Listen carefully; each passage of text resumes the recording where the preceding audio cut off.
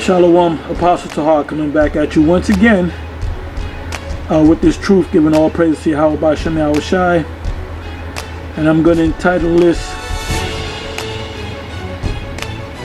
Are the Bantu People Israelites? Anyway, I'm going to go to this article. Okay. It says here, it says the Bantu branch of Africans are Hebrew Israelites, part 1 of 2. And I mean, you can read the article. I'm just going to read a line or two.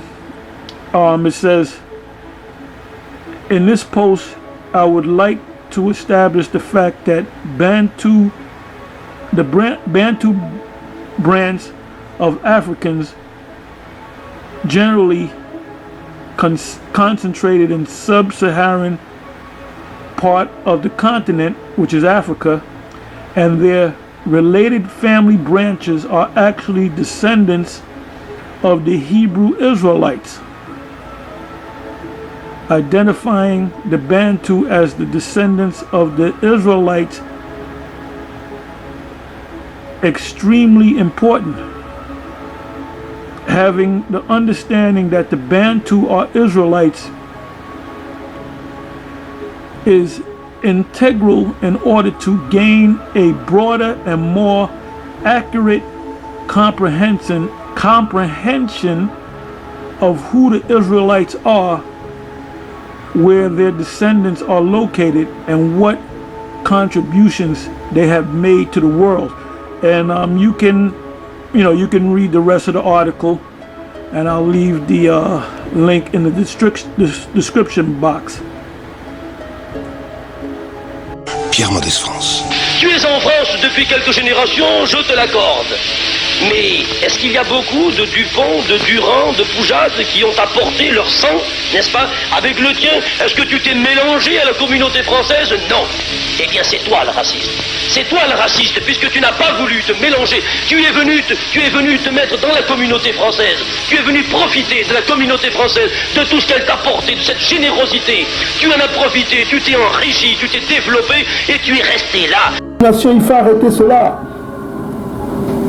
Voilà, il faut se repentir. Si vous l'avez fait, repentez-vous et vous allez suivre comment se repentir. Ok? Donc voilà. Donc la cause du péché, on rappelle le plus grand péché qui a amené à la captivité, c'est les mariages mixtes dont on parle. C'est toujours les mariages mixtes. C'est une abomination. Maintenant, on va aller au verset 10. On va prendre un peu référence biblique parce qu'on aura besoin de la référence biblique. Dans Ezra chapitre 10, hein, vous pouvez voir vous-même, c'est Ezra chapitre 10. Ça, c'est la référence biblique. Hein. Donc ici, on a la possibilité de voir donc lexiquebiblique.com. Hein.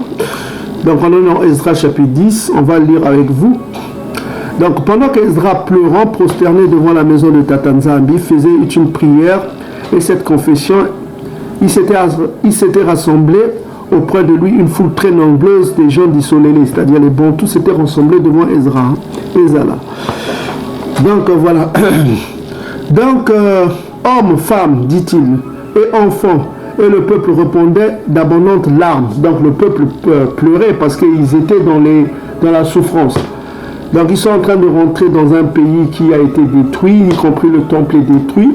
Donc ils doivent reconstruire leur vie dans un environnement qui est vraiment comme un désastre. Parce que les Babyloniens n'ont pas fait cadeau au peuple, donc les Babyloniens. Ils ont tout détruit, ils sont rentrés dans un pays et certains revenaient avec des femmes étrangères. Vous allez le constater.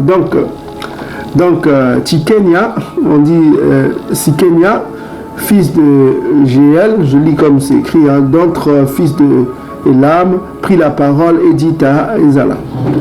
Non, il dit ceci, écoute ce qu'il dit, hein, ça c'est la confession. Nous avons péché contre notre Tout-Puissant. Donc ils vont dire c'est quoi ce péché? Parce que le péché, selon 1 Jean chapitre 3 verset 4, c'est la transgression de la loi. C'est la transgression. Le péché, ça veut dire transgression de la loi. Ils ont transgressé les lois de Tatanzan.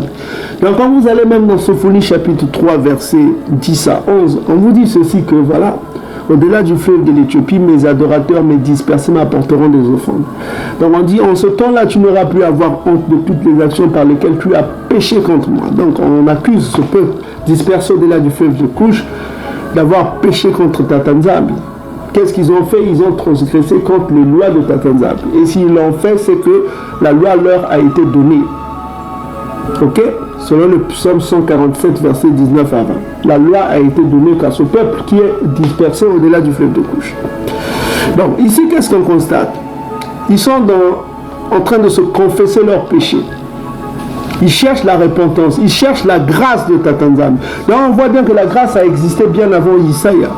On voit que le peuple cherche la grâce. Ils veulent se réconcilier avec le Tout-Puissant de leur Père, parce qu'on reconnaît en lui la puissance prophétique.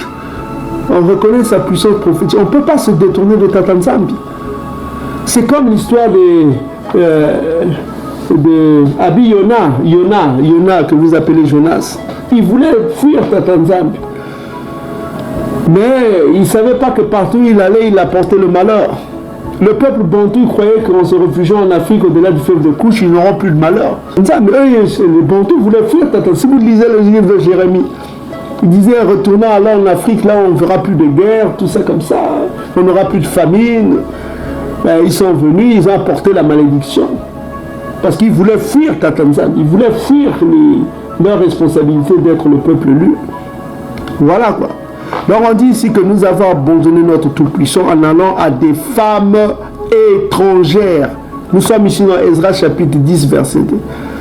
En allant à des femmes étrangères qui appartiennent au peuple du pays.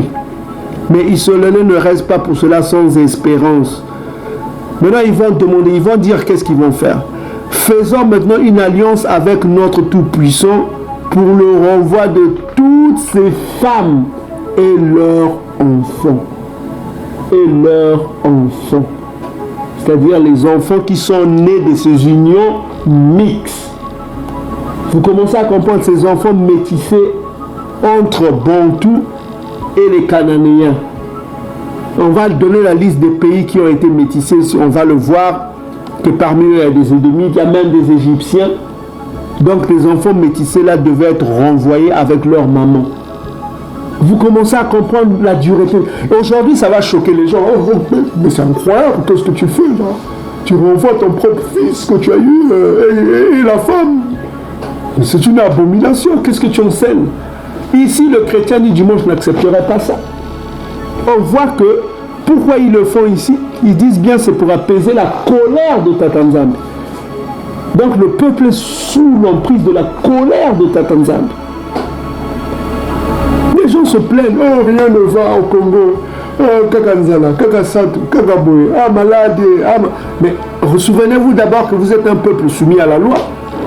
Vous continuez à manger du porc, vous vendre du porc au marché, manger les crevettes, les tilapias, le ngola, les chauves-souris, les ngembo.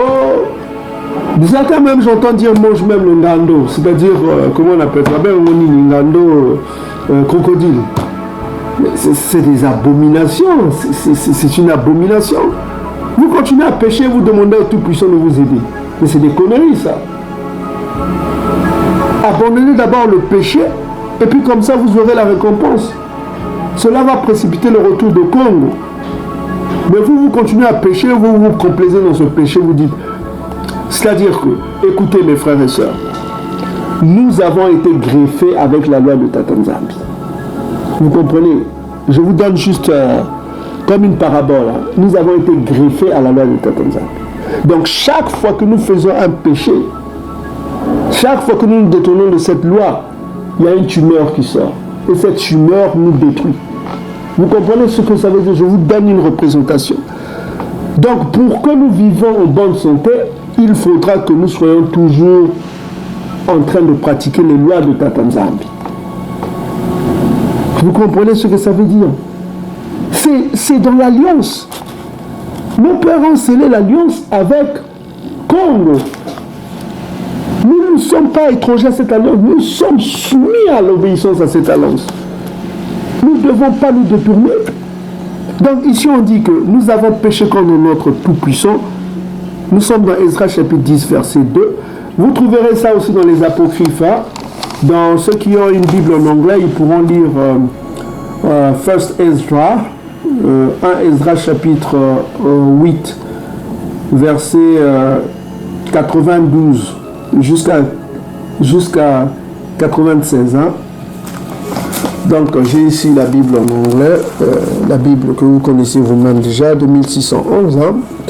Là on parle de Tata Nzambi. Donc, vous avez ici 1 Ezra chapitre 8. Vous allez au verset 92, on dit ici, Then Yekonia, the son of Yehus, one of the son of Isolele, called out and said, O Ezra, we have sinned against the Most High, the Lord, the power. We have married a strange woman of the nations. Vous comprenez? And now is all Israel loved. Donc c'est la même chose que Ezra est en train de dire dans Ezra chapitre 10 verset 2. Maintenant il dit let's make an oath, c'est-à-dire faisons un serment quoi. To the Most High, Tata Nzambi. That we will put away ça veut dire chasser quoi. Our wives which we have taken and the hidden and the children. Donc ici Yekona c'est un mâle, c'est un homme. Il reconnaît qu'ils ont péché, il n'est pas le seul. C'est un homme. C'est la graine, comme disent les gens. La graine. Ici, les enfants de la graine, qu'est-ce qu'ils vont subir? Ils vont être rejetés avec leur mère. Ici, on ne parle pas des femmes bantoues, ici. On parle des hommes bantous qui ont péché. Et quel était le sort de ces enfants-là qui sont nés avec eux, avec ces femmes-là? On les renvoie. Ils vont aller avec leur maman. Oh, Ezra n'a pas dit que voilà, it's all about the seed, c'est juste la graine qui compte. Il n'a pas donné Nombre chapitre 1 verset 18 pour dire que oh, ce qui est important, l'enfant qui va naître, c'est l'enfant de la graine, c'est la graine qui hérite, qui devient bantou. Ils n'ont pas dit ça. Ça, c'est les enfants des fils bantous, on écrit bien là. Ceux qui enseignent ça, ils connaissent ces versets. Ils connaissent comment interpréter ça. Mais pourquoi ils enseignent ça? C'est parce que derrière eux, il y a ce qu'on appelle le mimisme. Hein? Le mimisme, le tchakou quoi. Tchakou. Vous voyez tchakou non? Tchakou est ndekewana lobaka. Et loko. Pourquoi le bail loko? Ndekewana pour répéter en le bango kaka. Olobiko. Ça boy. Il peut le ça boy. Tchiki boy. Donc ils écoutent la shalawam, ils repartent shalawam. Donc ils répètent les mêmes choses, voilà quoi, automatiquement. Et ça c'est très dangereux d'être comme ça. Un homme comme ça n'est pas spirituel. Hein. C'est un homme qui vit dans la... Il fait des choses par répétition, il ne fait pas selon l'esprit. Vous comprenez? Voilà. C'est pas des hommes spirituels, c'est des hommes qui ne sont pas dans l'esprit de la Bible. Ils comprennent mal, ils enseignent mal et ils mettent leur propre vie en danger. On va le voir pourquoi. Donc il dit ici que, on répète, hein, pour ceux qui nous entendent, c'est Ezra chapitre 10. Vous trouverez l'équivalent aussi dans le livre Tob que vous avez ici. C'est la Bible Tob. Vous allez dans Tob chapitre 3 Ezra, dans la Tob. Et vous trouverez ça au chapitre 8. 90 à 96. Vous trouverez toujours ce discours hein, de Jéconia devant Ezra. Ok? Et on vous a montré ça dans le King James. King James, vous trouverez ça dans 1 Ezra en anglais 8, chapter 8, de 92 à 96. Ok? C'est écrit en anglais pour ceux qui veulent comprendre. Donc ici on a un exemple d'un jugement hein, qui va se passer parce que on vous a dit dans le livre de Takoué là, c'est-à-dire Ecclésiaste chapitre 1 verset 9, ce qui a été fait c'est ce qui se fera. Donc il n'y a rien de nouveau sous le soleil. Donc qu'est-ce qui a été fait? Parce que ici Ezra et Néhémie, tout ça, ils étaient confrontés à ce problème là. Ils voient des bantous qui reviennent avec des femmes égyptiennes. On va voir la liste de ces nations hein, qui étaient revenues avec eux. Parce que si vous allez dans...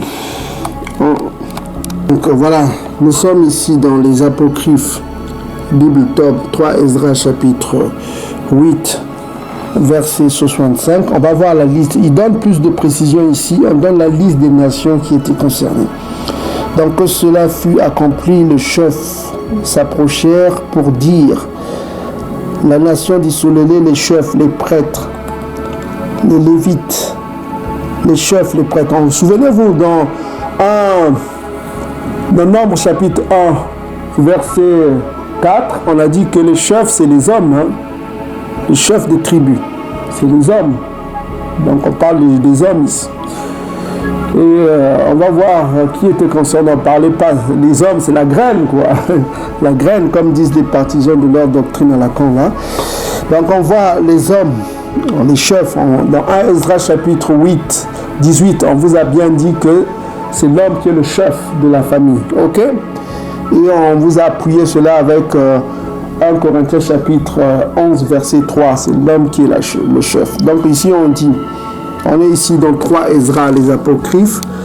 3 Esdras chapitre 8, verset 65. Pour les versions anglaises, vous pouvez aller dans 1 Esdras chapitre 8, verset 65. C'est la même chose. Ok? Donc on dit ici, quand cela fut accompli, les chefs s'approchèrent pour me dire: la nation d'Israël, les chefs, les prêtres, les lévites n'ont pas écarté les nations étrangères de la terre ni des impuretés de ces dernières, celles des Cananéens, des Kétiens, des Phérésiens, des Jébuséens, des Moabites, des Égyptiens, c'est-à-dire les Hémites. Pourtant les Égyptiens sont bénis dans la Bible, hein. Malgré ça ils doivent être séparés des Bantous.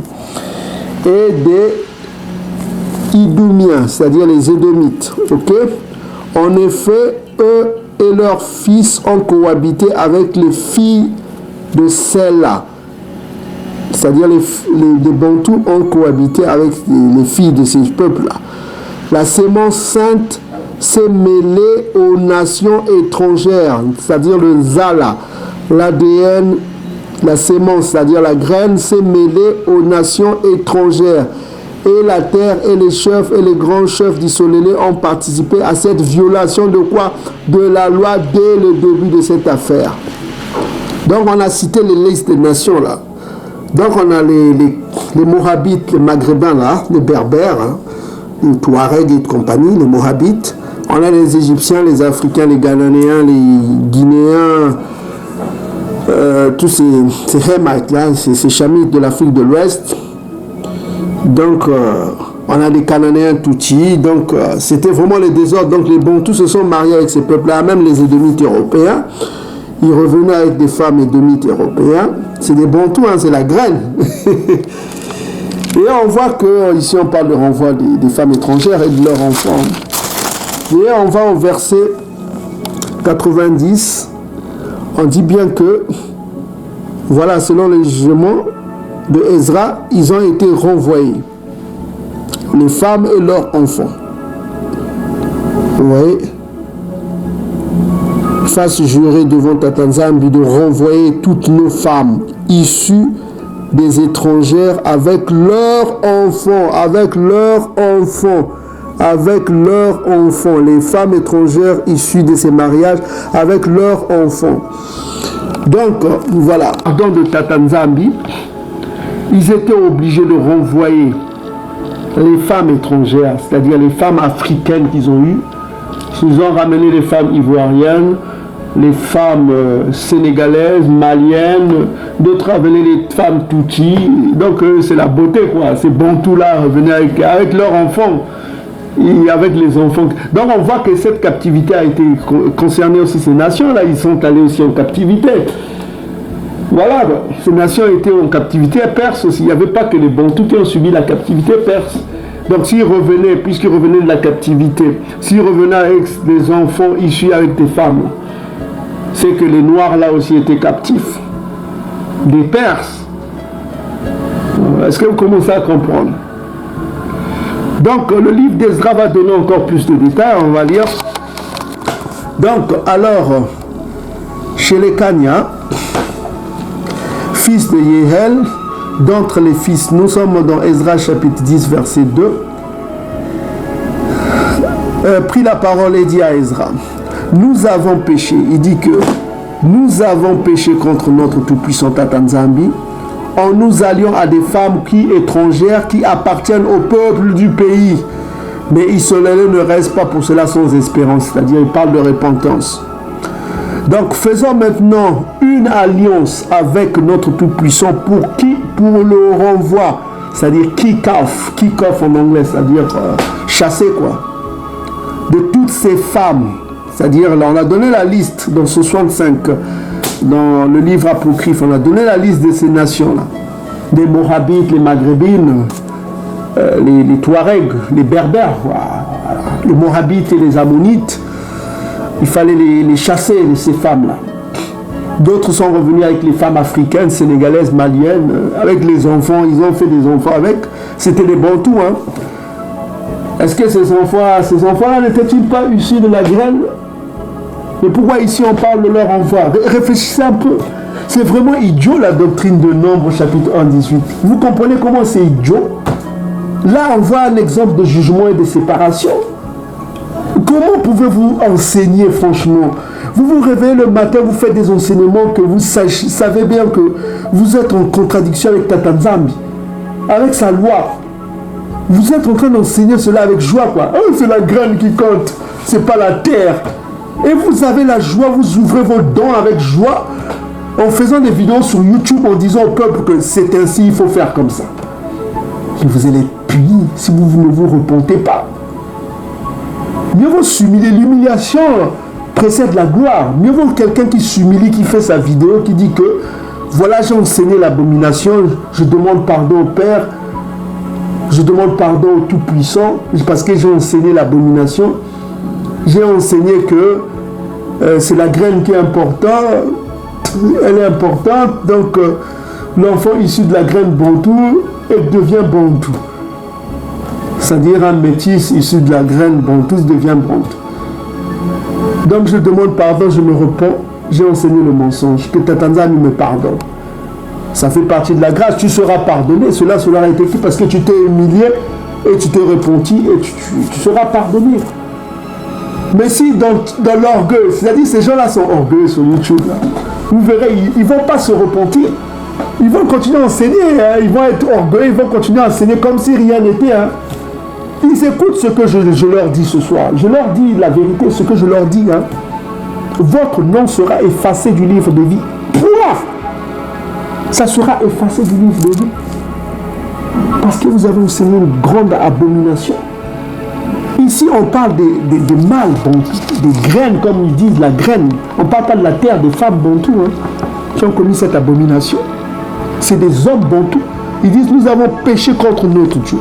Ezra chapitre 10, verset 2. 10, verset 2. Nous avons péché contre notre tout-puissant, Tata Nzambi Amazou. En nous allions, c'est-à-dire en faisant des mariages à des femmes étrangères qui appartiennent au peuple du pays. Mais Israël ne reste pas pour cela sans espérance. Verset 3. Ezra 10, verset 3. Faisons maintenant une alliance avec notre Tout-Puissant pour le renvoi de toutes ces femmes et qui est leur progéniture, leurs enfants, selon la vie de mon Seigneur et de ceux qui tremblent devant les commandements de notre Tout-Puissant. Et que l'on agisse, la suite dit quoi? Et que l'on agisse d'après quoi? La loi. La loi. Donc, ils connaissaient la loi. La loi interdisait de garder les enfants mixtes. Ils agissent selon la loi. La loi interdisait de garder les femmes étrangères. C'est pourquoi vous allez dans l'histoire de Phinéas qui a tué ce bantou. Ce bantou qui s'était marié avec une femme madiane, je crois, moabite, je crois. Voilà.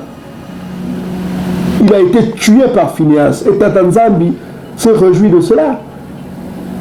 Ce bantou-là a commis une abomination. Il a été tué. Tué, je vous dis, dans le monde. Vous croyez que c'est la blague, quoi. Vous venez, vous faites des vidéos sur YouTube. Vous croyez que c'est bon, quoi. Bon, voilà, je fais ma vidéo. J'ai plus de vues. Voilà. Je me réjouis, quoi. Je suis un enseignant. Et tu es un enseignant, tu ne sais même pas ce que tu enseignes. Que c'est ta propre vie que tu mets en danger. y compris toute ta progéniture sera maudite, parce que Tatanzam se souviendra de toi, et tous tes enfants seront maudits, parce que tu auras incité le peuple à l'abomination. Ok? Lève-toi, car cette affaire te regarde. Nous serons avec toi, prends courage, et quoi? Agis. Au verset 4. Ezra se leva et fit jurer au chef des sacrificateurs, au chef des sacrificateurs, c'est des hommes, hein, des Lévites et tout Isolélé, de faire ce qui venait d'être quoi? Dit. De faire ce qui venait d'être dit. Verset 5 vous dit, hein, Ezra recommande de faire ce qui a été dit. C'est quoi? Renvoyer les femmes étrangères et leurs enfants issus de ces mariages. Et leurs enfants, la graine. Hein. On n'a pas dit de garder ces enfants métis. Renvoyez-les avec leurs femmes. C'est la loi. Ça peut vous choquer aujourd'hui. C'est pas mon problème. Moi, je suis ici d'interpréter ce qui est écrit. Je ne suis pas ici pour mes sentiments. Hein. Je ne suis pas ici pour parler de mes sentiments. Moi, je suis un homme bantou. Si aujourd'hui j'ai une femme qui n'est pas bantou et je suis issu des enfants avec, eh ben, je dois les renvoyer. La femme et l'enfant, ils doivent partir. Et je dois me trouver une femme bantou, une femme issue de mon peuple. C'est ce qu'on dit, c'est ça qui existe. Ça peut choquer les chrétiens d'aujourd'hui. Les chrétiens du dimanche vont être choqués. Ils vont dire, oh, mais c'est choquant ce que tu dis. Mais c'est dans vos Bibles. C'est écrit noir sur blanc. Voilà. On dit ici la suite, et ils le jurèrent. Et ils le jurèrent, ils firent. Voilà, on va aller dans Ezra chapitre 10, verset 10.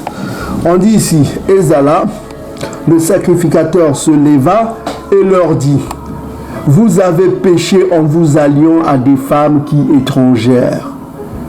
Et vous avez rendu Isolélé encore quoi? Plus coupable, plus coupable, plus coupable. C'est très drôle. C'est le projet Nimrod qui encourage les Khazars. Si vous regardez la vidéo qu'on vous a montré, la majorité des gens qui parlent, c'est des Khazars. Les Khazars, ceux qui connaissent la franc-maçonnerie, ils disent que la franc-maçonnerie est issue de la Kabbale. La Kabbale, c'est les Khazars qui pratiquent cette secte. C'est du satanisme pur. Ils savent que ceux les Bantous qui pratiqueront, les nations qui pratiqueront seront détruites. Parce que c'est une abomination aux yeux de Tatanzambi. Donc on dit ici, Ezra le sacrificateur se leva, nous sommes dans Ezra chapitre 10, verset 10, se leva et leur dit, vous avez péché en vous alliant à des femmes qui étrangères, c'est-à-dire les bango, ok? Et vous avez rendu Isolélé encore plus coupable. Confessez-vous maintenant votre faute, on parle de la repentance là, à Tatanzambi de vos pères, et faites sa volonté. C'est quoi sa volonté? Il va dire, séparez-vous des peuples du pays et des femmes étrangères. Vous comprenez? Toute l'assemblée répondit d'une voix haute, à nous de faire comme tu l'as dit, comme tu l'as dit. Mais le peuple est nombreux, le temps est à la pluie, il est impossible de rester dehors. D'ailleurs, ce n'est pas l'œuvre du jour de deux, il y en a beaucoup parmi vous qui ont péché dans cette affaire. Donc vous voyez que il commençait à faire cela, à renvoyer ces femmes étrangères, y compris et leurs enfants. Ben, c'était des hommes. Les enfants issus de la graine, comme disent, la graine va être sauvée, la graine. Donc vous comprenez que cette doctrine des captifs chamites, et qui est enseigné par leurs perroquets qui prêchent sur YouTube que la terre et la graine c'est la même chose. Donc vous les peuples bantous, soyez méfiants à l'égard de ces prédicateurs, des prédicateurs. Faites très attention qui vous entendez et qui vous prêchent. Je ne suis pas contre mes frères qui enseignent sur YouTube. Certains enseignent des bonnes choses. Hein. Ceux qui enseignent des bonnes choses, on les loue. Mais ceux qui enseignent de telles abominations, ils doivent je leur mets en garde, c'est pour leur bien, hein, parce que c'est Tatanzambi qui vous met en garde. Donc on va lire la mise en garde de l'esprit de Congo, parce que c'est un tueur, ce que vous appelez le fils, c'est lui le juge. Donc ne badinez pas avec lui. Vous m'écoutez, hein, vous m'écoutez bien, écoutez bien, on vient de le lire. On vient de lire dans la Bible que les enfants issus des mariages mixtes doivent être renvoyés avec leur mère. Voilà. Que ce soit un enfant bantou issu d'un père bantou, d'une mère bantou, c'est pareil. Ils doivent être renvoyés avec leur mère. Si c'est un père, ils doivent être renvoyés avec leur père. Voilà, c'est comme ça. Les enfants des unions mixtes ne sont pas gardés. Voilà, on ne les préserve pas, ils doivent rentrer avec leur famille étrangère. Parce qu'ils ne font pas partie de l'assemblée des Bantous. Ça, c'est Deutéronome chapitre 23, on vous l'a déjà lu. Ils ne peuvent pas rentrer dans la famille des Bantous, dans l'assemblée du peuple Bantou. C'est déjà écrit, c'est écrit. Voilà.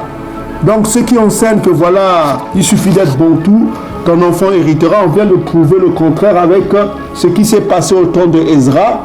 Et on va voir Néhémie aussi a épousé cette même théorie. Il a dit la même chose. Donc, ce qui a été dit, ce qui a été fait avant, comme on a dit, lu dans le livre d'Ecclésiaste, Takuela, 1 chapitre 9, ce qui a été fait avant, vous l'avez vous-même lu, les enfants issus des hommes bantous, avec des femmes étrangères, ont été renvoyés avec leurs femmes, avec leur mère. Les enfants métissés là. Parce que quand vous entendez métis, ne croyez pas seulement que c'est entre un bantou et un blanc. C'est aussi un chinois, c'est aussi un africain, un Hamite, un chamite. C'est pourquoi moi je vous recommande, selon la loi de Massa, de prendre une femme issue de la race de vos pères. Vous comprenez? Tu es Balouba, tu prends une femme Balouba. Tu es Balouba, tu prends un homme Balouba. Ou Bakongo, tu prends Bakongo. Tu es Douala, tu prends une femme Douala. Voilà. Ça vous préserve. Parce que cette loi est très importante. Elle rend le Tout-Puissant en colère. On l'a lu dans Ezra. Quand on dit que ça a augmenté la culpabilité du peuple, les mariages mixtes, c'est pas bon. Il n'aime pas ça. Vous n'allez pas faire ce que le Tout-Puissant n'aime pas. Mais si vous faites cela et vous enseignez cela, vous tombez sous d'un coup terrible. Parce que ce qu'il n'aime pas, ne prêchez pas ça. Vous allez perdre votre âme parce que sa colère est... Ne cherchez pas sa colère, cherchez sa bonté. C'est ce que je vous conseille. C'est par amour que je vous le dis. Ceux qui enseignent nuit et jour là. Nous, on enseigne la vérité. On vous dit l'abomination. C'est une abomination. Les mariages mixtes. C'est une grande abomination. Est-ce que vous avez déjà vu un lion se marier avec un lion? Avec une panthère? Pourtant, c'est des félins. Ne faites pas ça. C'est pas bon, les mariages mixtes. C'est une abomination. Donc, pour ceux qui enseignent, voici l'avertissement que je vous disais dans Ézéchiel chapitre 13. On va le lire. Ézéchiel chapitre 13, verset 9. Lisez attentivement. Et écoutez attentivement Ézéchiel chapitre 13, verset 9. C'est une mise en garde. On écoute l'Éternel. Écoutons la parole du Tout-Puissant. Ainsi parle l'Esprit court. Ma main sera contre les prophètes, dont les visions sont vaines. Et les oracles. Les oracles, ça veut dire les paroles prononcées, ce qui sort de ta bouche. Les oracles menteurs. Menteur, ça veut dire qui ne fait pas partie de la vérité biblique. Tu sors du contexte biblique, tu prêches selon tes humeurs. C'est très grave, hein? Tu te réveilles un matin, tu te dis, oh, mais non, mais moi, je ne suis pas pour moi, Seigneur, je ne suis qu'une chercheuse, un chercheur. Fais attention à ce que tu enseignes. Parce que tu seras jugé par ce qui sort de ta bouche. Souvenez-vous de les paroles de l'Isaac. Ce qui sort de ta bouche, dès que c'est sorti de sa bouche, tu es déjà condamné. Donc on dit ici, ma main sera contre, dit l'Éternel, le Tout-Puissant, créateur des cieux et de la terre. Celui que vous dites, oh c'est mon Dieu, oh je prêche au nom de mon Dieu. Écoutez ce qu'il vous dit, hein. Ma main sera contre les prophètes, c'est-à-dire ceux qui enseignent, dont les visions sont vaines, et les oracles menteurs, c'est-à-dire ils enseignent le mensonge, ce qui n'est pas de la loi, ce qui est mensonger. Oh la graine, c'est ça que la graine qui importe, c'est pas la terre. La terre peut être mauvaise, mais la graine va pousser. Et regardez la conséquence qu'ils subiront. Ils ne feront point partie de l'assemblée de mon peuple. C'est-à-dire qu'ils subiront le même sort que les métis. Ils ne feront pas partie de l'assemblée de mon peuple. c'est-à-dire ils seront plus bantous. Ils perdront leur héritage, ils seront plus bantous. Ils subiront le même sort que ce qu'ils enseignent, là, les enfants métis. Parce qu'on a dit que le métis n'entrera pas dans l'assemblée de Tatanzambi. C'est clair et net. Vous cherchez quoi midi à 14h? Vous cherchez quoi? Il a dit. Mais les prophètes là, ils enseignent le contraire. Ils enseignent Nombre chapitre 1 verset 18. On vient de prouver que c'est du mensonge. On vient de prouver historiquement ce qu'ont fait nos pères. Au contraire, ils écartaient les femmes étrangères avec les enfants qu'ils naissent avec. Donc on dit que ces prophètes-là, ces menteurs-là ne feront pas partie de l'assemblée de son peuple. Ils seront écartés. C'est-à-dire que quand tu es une famille, vous avez 4 frères, 4 enfants. Vous avez 4 frères, maman, papa. Donc on prendra presque toute ta famille. Ils rentreront dans le nouvel Salama. Mais toi, tu seras écarté de ta propre famille, de tes pères, de tes enfants, de ton grand-père, tes grands-pères même te maudiront parce que tu auras enseigné quelque chose d'abominable qui n'a pas plu au Père, au Créateur. Tu te lèves un matin, tu dis oh, sur YouTube, tu commences à faire des vidéos à la con. C'est une grande malédiction. Tu seras maudit, toi et ta famille. Parce que tu as enseigné l'abomination que déteste Tatanzambi. Ce n'est pas le projet de Tatanzambi de mélanger les races. Ok? Donc il dit que ma main sera contre les prophètes dont les visions sont vaines et les oracles menteurs. Ils ne feront point partie de l'assemblée de mon peuple. C'est-à-dire ils seront écartés de l'assemblée des Bantous. Ils ne seront plus Bantous. Ils seront séparés. Il a dit qu'il séparera les familles. Hein? Il l'a dit. Il va séparer les familles. Ils ne seront, et regardez la grande conséquence, ils ne seront pas inscrits dans le livre de la maison d'Isolélé, c'est-à-dire le livre de vie. Et ils n'entreront pas dans le pays d'Isolélé. Et vous saurez que je suis Congo, je suis l'Éternel Congo. C'est Congo qui parle. C'est ça.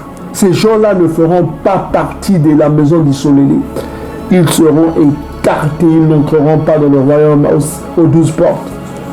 Vous avez beau faire vos vidéos, tout ça pour vous réconcilier. Mais quand vous avez ce concert-là déjà, vous avez déjà fait une vidéo sur ça, tout ce qui vous reste à faire, c'est de vous repentir. C'est tout. Parce que là, on parle de la description des rebelles qui enseignent des visions du mensonge comme ça. Ils n'ont même pas honte, quoi. Ils savent le livre d'Ezra qu'on vient de lire là. Ils le savent très bien. Il y a même une version anglaise. Ils ont une version anglaise pour lire en anglais. 1 Ezra chapitre 8, verset 92 jusqu'à 96. On vient de le lire. C'est écrit en anglais, en français. Ils savent que les femmes étrangères étaient renvoyées avec les enfants étrangers, issus des mariages mixtes. Ils le savent, mais malgré ça, ils enseignent avec joie. Ils se lèvent là. C'est ça, c'est la graine qui importe, c'est pas la terre. Même ces captifs bantous et les captifs chamites qui enseignent ça, ils subiront. C'est grave le jugement. C'est très grave ce qui arrive. Hein. Tant pis pour eux. Nous, ce qu'on enseigne, on enseigne ce qui est écrit. On justifie ce qui est écrit. Voilà quoi. On justifie ce qui est écrit. On ne vous enseigne pas le mensonge. Au contraire, vous devez nous remercier. Vous devez dire, ah merci mon frère, ah, j'ai compris, j'ai enseigné le mensonge, je dois me repentir. Voilà, tout ce qui vous reste, c'est la repentance. Mais ils sont tellement orgueilleux que je doute fort qu'ils se repentissent. Ils croient que c'est de la blague, quoi. Donc voilà, ils croient que c'est du fan. Faites ce que vous voulez, chacun subira son sort. Ok? Ici, dans Louis II 21, Néhémie chapitre 13, verset 1, on va lire avec vous. À ce moment-là, on a fait la lecture du livre de Massa au peuple. Et l'on a trouvé écrit que l'Ammonite et le Moabite ne pourraient jamais entrer dans l'assemblée de Tatanzambi Yamatsulu parce qu'ils n'étaient pas venus à l'encontre des Israélites, c'est-à-dire des fils d'Isolélé, avec du pain et de l'eau, et parce qu'ils avaient soudoyé Bala à leurs dépens afin qu'ils les maudissent. Cependant, notre Tout-Puissant avait changé la malédiction en bénédiction. Vous comprenez? Donc, ils sont en train de lire le livre de Deutéronome chapitre 23. Et dans ce même livre, si vous continuez à lire, on a commencé avec la monnaie qui ne rentrera jamais dans l'assemblée de Tatanzam. Et on a parlé des métis qui ne pourront jamais rentrer dans l'assemblée de Tatanzam. C'est-à-dire, vous allez dans la Bible des peuples, Deutéronome chapitre 23, verset 3, vous le dit clairement. Maintenant, on va examiner la suite. Toujours Bible, Louis II, 21. Après avoir entendu ce passage, de la loi, on a exclu tout métissage d'isolé. Regardez vous-même. On a exclu tout métissage d'isolé. Le mot ici, c'est araba. C'est un mot hébreu, araba. On dit araba pour ceux qui parlent l'hébreu moderne. Pour ceux qui connaissent le paléo-hébreu, on vous a dit que le haïn est sourd. Au lieu de arabe, on dit lamba. Lamba est un mot congo qui veut dire préparer, cuisiner, faire cuire les aliments. Or, on sait que pour faire cuire les aliments, il faut beaucoup d'ingrédients, il faut mettre beaucoup d'ingrédients. Donc, on mettait beaucoup d'ingrédients, d'où la nécessité de la mixture, ce qu'on appelle la mixture. On mélange un peu tout. Donc, voilà. Donc, c'est ce mot-là, H6154, ce qu'on appelle lamba. Ça c'est en anglais, blue letter. On vous dit ici as mixed interwoven. Et puis regardez ici, on dit mixture, mixed people, mixed company. Ça veut dire les. Donc on voit ici araba. On vous explique ici. On voit mixed people, ça veut dire race mêlée quoi, race mêlée. Donc c'est ces races mêlées là, mixed people, qui ont été exclus de la communauté d'Isolélé. Voilà, ils ont été exclus de la communauté d'Isolélé. Et cette exclusion là se faisait par rapport à la colère de Tatanzambi. Et on va relire encore la colère de Tatanzambi. Chapitre 10. Toujours Louis II, 21, et on va au verset 14. Voilà, 14. On dit que nos chefs restent donc à la place de toute l'assemblée, tous ceux qui, dans chacune de nos villes, ont installé chez eux des femmes étrangères. Des femmes étrangères viendront à des moments fixés accompagnées des anciens. Vous voyez? Accompagner des femmes étrangères, donc une femme est toujours mariée à un homme. C'est ce qu'ils appellent la graine. Ceux qui enseignent la fausse doctrine de Nombre, chapitre 1, 18. Des femmes étrangères viendront à des moments fixés, accompagnées des anciens et des juges de leur ville, jusqu'à ce que l'ardente colère provoquée chez notre tout-puissant Tatanzambi par cette affaire se soit détournée de nous. Donc on voit que cette affaire, c'est-à-dire des mariages mixtes, si vous voyez bien le livre de Ezra chapitre 10, on parle de mariage mixte. Donc cette affaire de mariage mixte avec des femmes étrangères, ça a suscité l'ardente colère de Tatanzambi. Il était en colère de cette affaire-là, ce mélanger de mariage mixte. Donc voilà. Ça n'a pas plu à Tatanzambi. C'est pas des choses qui plaisent à Tatanzambi. Donc si vous vous mêlez, si vous faites ces choses-là, vous avez la colère de Tatanzambi avec vous. Ce que l'on vous enseigne, ce n'est que la vérité. Pour vous, c'est normal avec le christianisme qui vient vous chanter des bonnes choses, tout ça comme ça. Le christianisme est venu pour nous détruire, pour nous éloigner des lois de Tatanzambi. Voilà quoi. Comment pouvez-vous croire que vous allez être jugé sans la loi? Mais c'est bête quoi, franchement. Il faut être bête. Y a-t-il un juge qui juge sans la loi? Mais il faut vous réveiller un petit peu. Le christianisme est venu vous embourber pour qu'on s'éloigne encore de la loi de Tatanzambi et pour qu'on soit condamné. Le christianisme vous permet tout. Faites ce que vous voulez.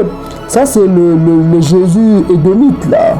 aux longs cheveux efféminés, là, qui vient vous dire faites ce que vous voulez, soyez homosexuel, soyez lesbienne, faites des mariages mixtes, mangez du porc, mangez des ngoulous, faites ce que vous voulez, Dieu pardonne, Dieu pardonne, Dieu pardonne. C'est tout ce qu'ils enseignent, le christianisme.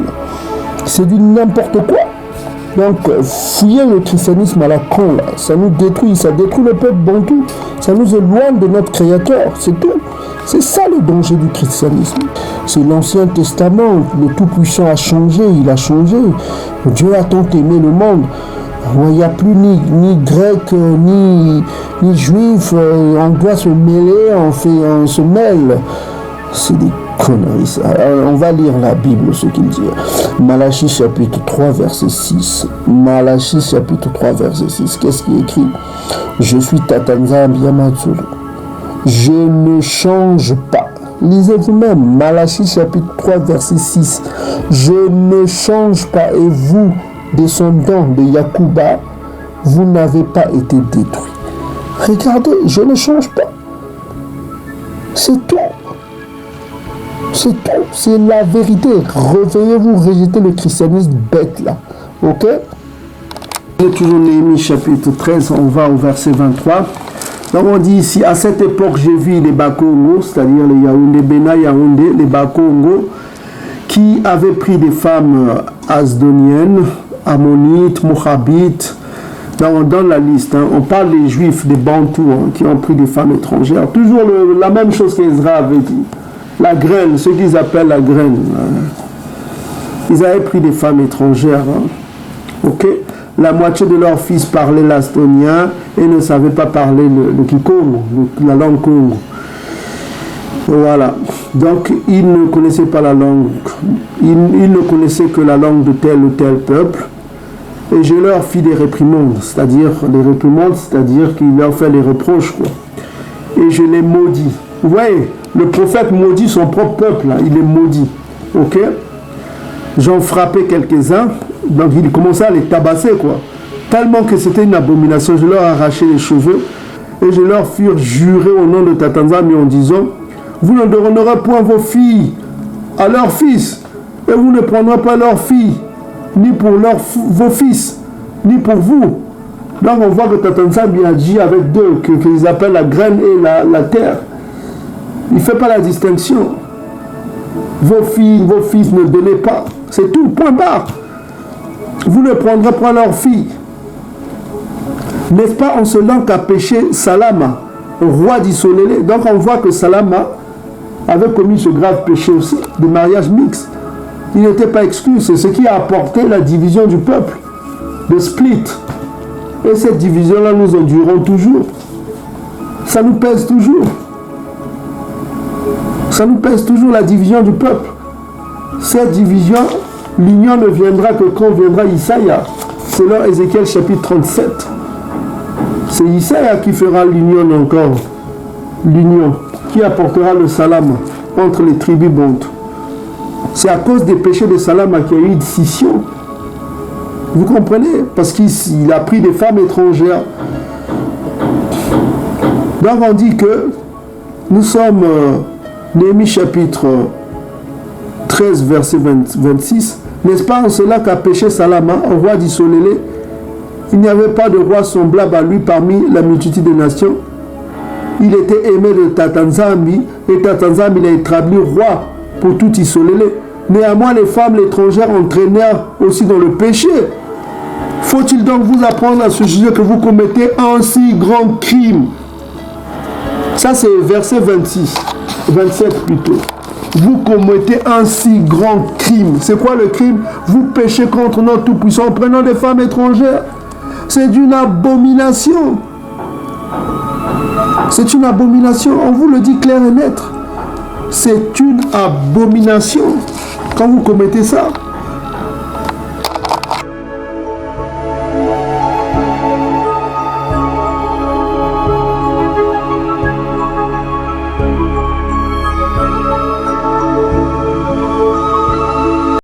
Donc, regardez ces abominations.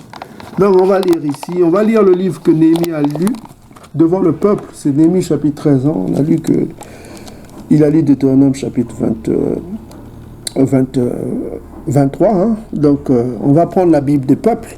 La Bible des peuples, c'est très fidèle à la traduction. Donc, on dit que si le métis non plus n'entrera pas dans la communauté de Tatanzambi, même, ok, même à la 10e génération, il est exclu de la communauté de Tatanzambi. Donc on voit que le métis n'est pas invité. Les rates métissés, les lamba, comme on dit lamba, arabe ou vous dites, nous on dit lamba, ils rentreront pas dans la maison de Tatanzambi même à la 10e génération.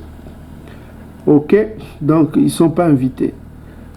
Ok, par contre, Mas a mis une exception entre, il y a eu ce qu'on appelle les métis avec Édom et les métis avec les Africains. Ceux-là peuvent entrer qu'à la 3e génération s'ils ne se mélangent pas. Ça, c'est une exception, on va vous le prouver. Bon, on dit ici, on est dans Deutéronome chapitre 23, versets 7 à 8. On dit ici que tu n'auras point en abomination les Édomites, c'est-à-dire l'Européen. Il ne faut pas regarder Édom comme en abomination abhor. Hein, le mot utilisé, c'est dans les versions anglaises, c'est abhor.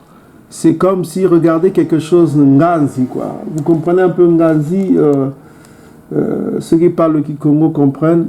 C'est regarder quelque chose avec dédain, quoi. Tu ne peux pas toucher sa main parce que c'est un Édomite. Ça, c'est pas ce qu'on nous conseille. Une personne qui ne veut pas saluer un Édomite parce que c'est un Édomite, c'est avoir nganzi, quoi. Nganzi, vous comprenez, c'est avoir quelque chose en horreur, quoi. C'est comme du porc, quoi. Tu ne peux pas toucher du porc, c'est écrit. Bon, tu ne vas pas voir un Édomite comme du porc. C'est ce qu'on veut nous conseiller ici. On ne doit pas avoir l'Édomite en abomination. C'est-à-dire que c'est quelque chose qu'on ne doit pas toucher.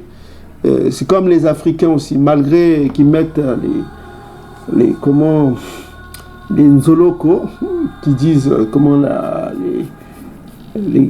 on appelle ça, qui se coupent la peau là, hein, qui font leur vaudou, surtout au Bénin, qui boivent le sang ou bien qui boivent du pipi des vaches. On ne doit pas leur regarder en abomination, c'est-à-dire quelque chose qu'on ne doit pas toucher, qu'on ne doit pas dire bonjour, quoi. C'est ça. Regardez Nganzi, quoi. Je vous donne un peu le mot. En Kikongo, c'est Nganzi. On nous met en garde. Nous ne devons pas avoir en abomination les Édomites, l'Européen, quoi. Kilo, hein. Alors 132 grammes de sel, 26 grammes de poivre et 70 grammes d'épices à boudin. Alors voilà, bon ben, je vais sortir tout ça et puis je vais vous montrer comment on fait du boudin noir. Voilà.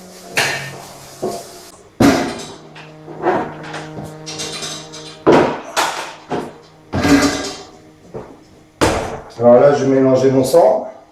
Alors les oignons sont chauds. Alors 5 litres de sang. Alors le sang, on ne le compte pas dans les épices. Hein. On compte que les oignons et gras, 11 kilos.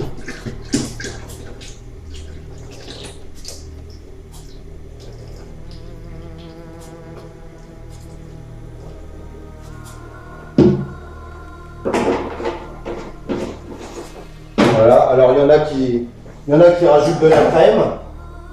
Si jamais c'est trop épais, il n'y a pas assez de sang, on peut rajouter un petit peu de crème, un demi-litre de crème, et puis c'est pour récupérer la texture.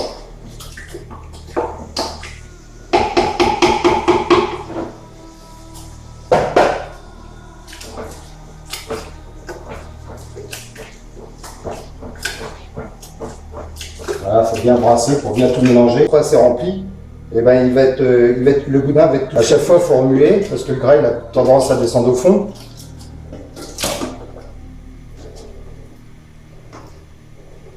Voilà. Et on l'ouvre.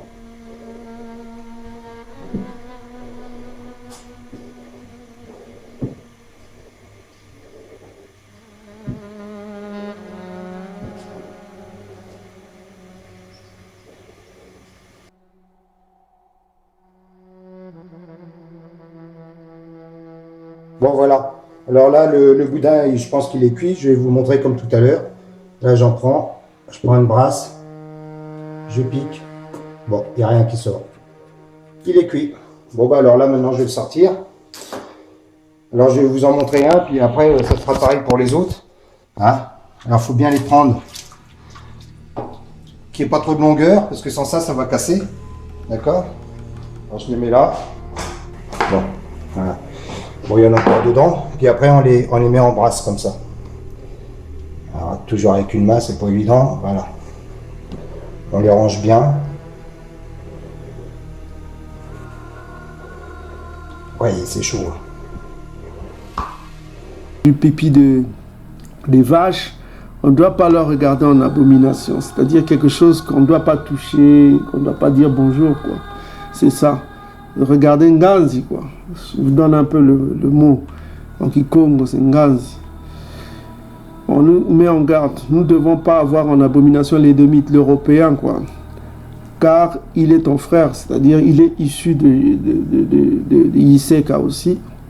Ok? Tu n'auras point en abomination l'Égyptien, c'est-à-dire l'Africain, car tu as été étranger dans son pays. Parce que les Bantous ont été étrangers en Égypte. Hein. Ok? Ils ont été étrangers, bien qu'ils ont subi des souffrances, mais ils étaient étrangers en Égypte à plusieurs reprises. Hein. Ils venaient en Égypte pour chercher à manger. Parce que quand il y avait des famines, parce que dans une terre semi-désertique, vous avez des famines, il y avait des famines à répétition. Comprenez? On voit même que les patriarches marchaient avec les chameaux. Ça dit qu'ils sont dans un environnement semi-désertique. Parce qu'ils avaient des chameaux, tout ça. Donc ils venaient en Égypte quand ils avaient répétitivement des famines. Hein, ils venaient toujours chez les Hémites pour chercher de quoi manger. Donc ils étaient étrangers en Afrique. Donc il ne faut pas avoir en abomination l'Africain. C'est-à-dire dire que ces gens-là, ils ont des plateaux sur la bouche, qu'ils font des scarifications, ils boivent du sang. Donc il ne faut pas les avoir en abomination. Donc on dit que les fils qui naîtront à la 3e génération entreront dans l'assemblée de Tatanzambi. Donc les enfants métissés de ces soit avec, quand un Bantou se métisse avec un Égyptien ou un Édomite, à la 3e génération, si ces enfants Bantous-là n'ont pas été mêlés avec d'autres peuples, s'ils sont préservés parmi les Bantous, ils seront Bantous. On a vu Massa, avant la loi, il a contacté une femme étrangère. On a vu que ses enfants sont restés parmi les Bantous, ils ne se sont pas mêlés, ils sont devenus Bantous. Ok? On a vu aussi que il a eu des enfants avec une femme africaine, comment on appelle, Joseph a eu avec une femme africaine, et plus tard les enfants sont devenus des Israélites. Donc il y a ce qu'on appelle la loi qu'on va vous donner, la loi de la purification. C'est écrit, je crois, on va aller dans Exode chapitre 34, verset 7, la loi de la purification. Donc il faut 3 générations en quelque sorte pour purifier un bango. Hein. Observez, je vous prie, ces enfants métis, et sachez que chaque jour leur nombre augmente. Alors, que va-t-il advenir de ces enfants? Devons-nous permettre la création d'une indésirable 3e race et encourager le retour des gens de couleur à la race noire, ou leur permettre d'accéder au rang de blancs et ainsi se voir intégrés au sein de la population blanche? Il y a une question qui m'est parfois posée par des blancs. Si j'épouse une personne de couleur, nos enfants seront-ils noirs? En tant que chef protecteur des aborigènes, c'est à moi qu'il revient d'accepter ou de rejeter ces mariages.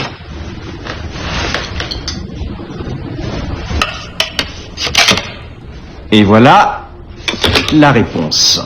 3 générations. Là, une grand-mère métisse, une fille carteronne, un petit-fils octavon. Comme vous pouvez le voir à la 3e génération, ou au 3e croisement, aucune trace de l'origine indigène n'est apparente. La très constante infiltration de sang blanc entraîne obligatoirement l'élimination de la couleur noire. L'aborigène se trouve ainsi éliminé par les gènes. Maintenant, nous en arrivons à la colonie indigène de Moore River. Un enfant métissé. Donc vous comprenez, les enfants métissés, issus des Bantous, vous comprenez, issus des Bantous, ne peuvent espérer que dans la troisième génération, s'il ne se mélange pas. S'il a des enfants avec un Bantou, c'est ce qu'on appelle la première génération.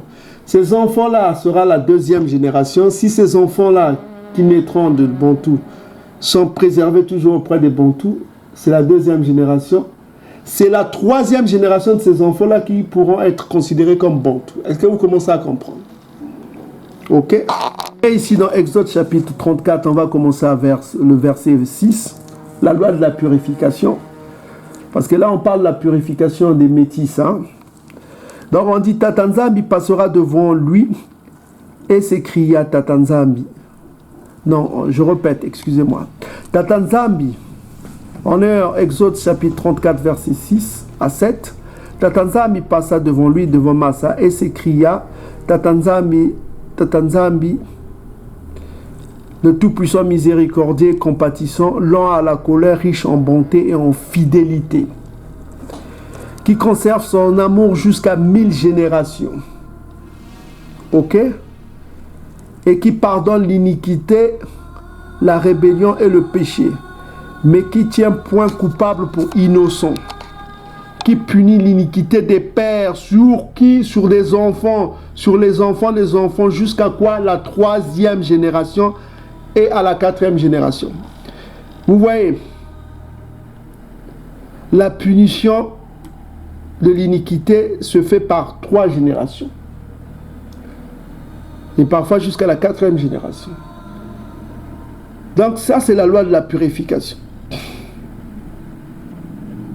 qui punit l'iniquité des pères sur les enfants jusqu'à 3 générations.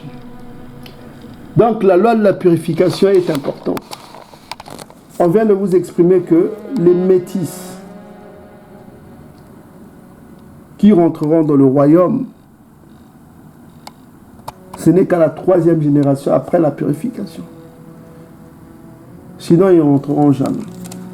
Ils sont exclus. Ils sont exclus à jamais. Ils sont exclus. Mais ceux de la 3e génération, s'ils ne se mélangent pas, ils seront bantous. Donc vous voyez, c'est une tâche difficile d'être bantou. Donc quand vous faites des mariages risques, qui peut vous dire que vous allez contrôler vos enfants, avec qui ils vont se marier, avec qui ils vont se... Vous ne serez pas toujours là pour les contrôler, hein? Vous comprenez? Nous sommes la génération passée des patriarches, tout ça, qui savaient que leur arrière-d'enfants, vous aurez des cousines qui vont se marier avec des Édomites maintenant, donc vous ne pouvez pas contrôler le destin des gens. C'est une grâce d'être exclu de cette abomination-là. Ok? Donc, je répète en général, on termine cette vidéo et on va continuer avec la comparaison des langues. Hein. Donc, le projet Nimrod, c'est une abomination. Mes frères et sœurs, ne faites pas cela. Ne faites pas l'abomination du projet Nimrod. N'écoutez pas les prophètes qui viendront vous dire que ce qui importe, c'est la graine, c'est pas la terre. On vient de vous prouver que la terre a beaucoup d'importance. Ok? Tatanzambi a béni les terres, c'est-à-dire les femmes bantous. Les femmes bantous, c'est important, très important. Pourquoi bantou est importante? On va aller dans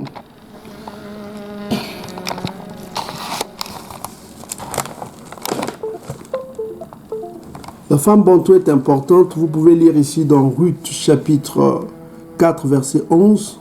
Dans on dit, tout le peuple qui était à la porte des anciens dirent, nous en sommes témoins que Tatanzambi rende la femme qui entre dans ta maison semblable à Rachel et à Léa, toutes les deux qui ont bâti la maison d'Isolélé. Donc la maison d'Isolélé a été bâtie par les terres, les femmes bantoues. Ok? Isolélé manifeste ta force dans Ephrata. Fais-toi un nom à Bethléem, comme vous dites, Bethléem. Donc ici, on voit que, on vous a déjà montré dans les vidéos précédentes, voilà quoi. Le mot utilisé ici pour bâtir la maison. On va voir le mot bâtir en hébreu. Voilà, le mot bâtir, vous voyez vous-même, le mot bâtir, regardez vous-même, c'est bana.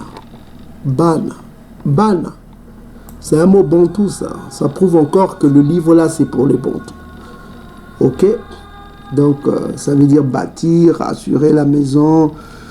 Voilà quoi. Enfanter, vous regardez vous-même. Regardez, bâtir, former, avoir des enfants. Avoir des enfants. Donc, les enfants bantous viennent des bana. Bana.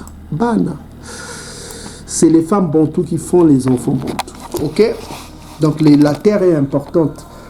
Isaïe a dit dans Matthieu chapitre 13, il y a des bonnes terres et il y a des mauvaises terres. Il y a des terres avec des pierres et des épines et il y a des bonnes terres. La bonne terre, c'est la femme bantou.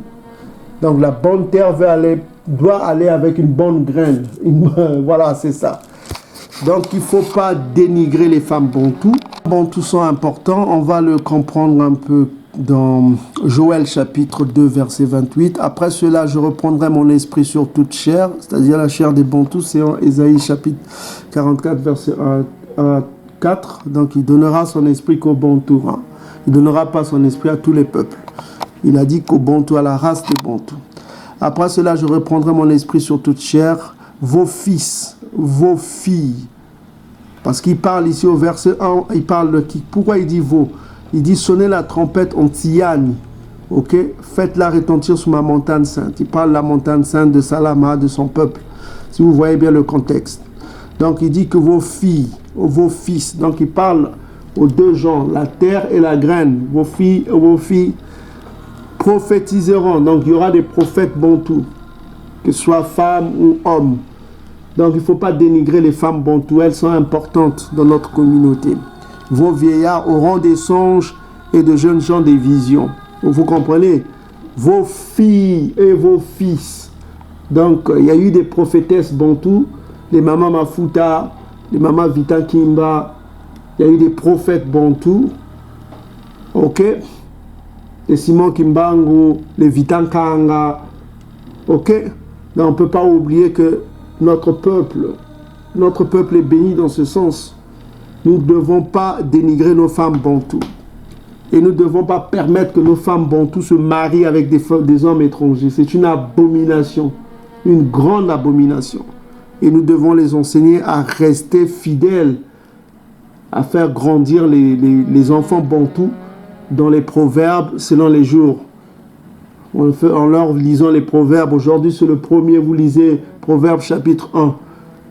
Demain, c'est le 2, Proverbes chapitre 2. L'enfant va être instruit dans la sagesse Congo, la sagesse bantou. Ok? Que le Tout-Puissant bénisse son peuple, qu'il bénisse les captifs de son peuple. Ok? Voilà quoi. Je voudrais parler aux captifs de mon peuple qui sont à Haïti. Soyez bénis mes frères et sœurs. Hein? On reçoit vos messages et ça nous fait de la joie. Ne soyez pas ébranlés par ce que Trump a dit. Vous connaissez déjà le jugement qui viendra sur Edom. Donc, que les bantous soient bénis, les captifs bantous soient bénis. N'ayez pas peur. Voilà quoi. Je dis aux captifs de notre peuple, mariez-vous entre vous. Que les Haïtiens se marient avec une Haïtienne. Voilà quoi. Que le Martiniquais se marie avec une Martiniquaise. Que le Guadeloupéen se marie avec une Guadeloupéenne, ceux qui étaient captifs avec vous, ok? Ne faites pas les mariages mixtes, c'est une abomination, ok? Tatanzami nous rassemblera tous, que Tatanzami bénisse son peuple partout où ils sont. Nous pensons tous à vous et vous êtes dans nos prières. Soyez bénis, donc que les Bantous, et même les Africains, hein, ils doivent se marier entre Africains.